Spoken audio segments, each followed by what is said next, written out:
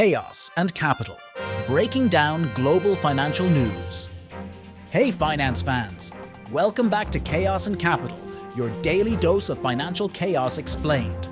I'm your host, and alongside our Chief Mascot Officer Gerald, we're bringing you our 5th video. Before we dive in, quick reminder, we're new here, and every like, comment, and subscribe helps us fight the mighty YouTube algorithm. Gerald's been practicing his victory dance for when we hit 100 subscribers, so let's make it happen. Let's kick off with Elon Musk's latest drama, what we like to call a social media stomachache. The SEC is claiming he played hide and seek with some pretty important Twitter investment details.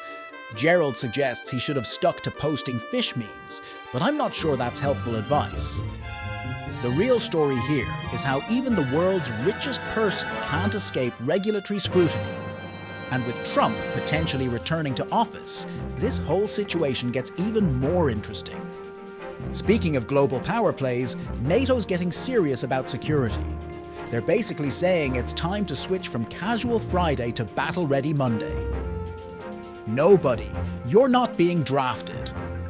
But this shift in NATO's stance reflects a broader recognition that the world is becoming more dangerous and unpredictable. They're particularly concerned about China's role in supporting Russia and its aggressive behavior toward neighbors.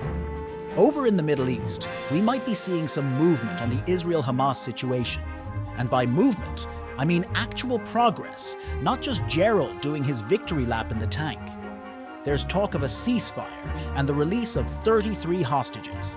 This could be a crucial turning point in a conflict that's been dominating headlines for way too long.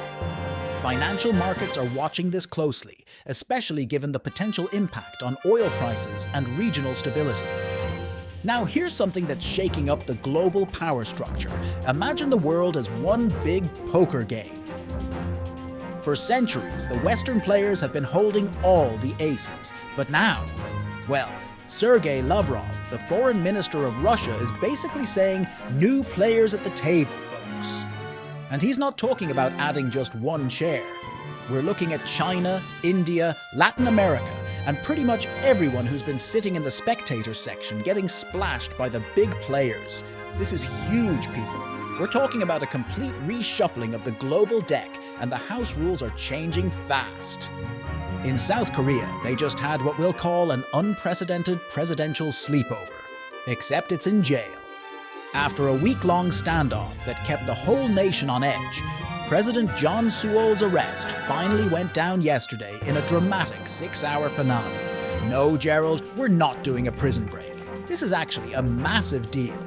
It's the first time in South Korean history that a sitting president has been arrested. We're talking about charges of insurrection and abuse of power, which is spicier than Gerald's favorite fish flakes.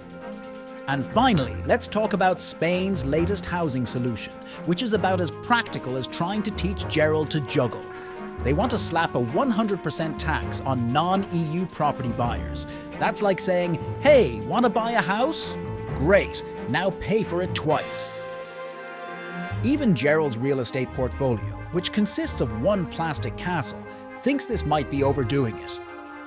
The really interesting part, this isn't just affecting Russian oligarchs. We're talking about impacts on British, American, and even Latin American investors. Here's the thing, all these events are interconnected in ways that affect global markets, your investments, and potentially your future. That's why we're here every weekday, breaking down these complex situations into digestible pieces, no fish food pun intended. And that's your Global Finance Roundup. Remember, as Gerald always says, well, he doesn't actually say anything, but he looks very wise while not saying it. If you found this helpful, please smash that like button and subscribe. We're trying to grow this channel to bring you daily insights into the chaos of global markets. Drop a comment below telling us what you think about these developments, or just say hi to Gerald. He loves reading your comments.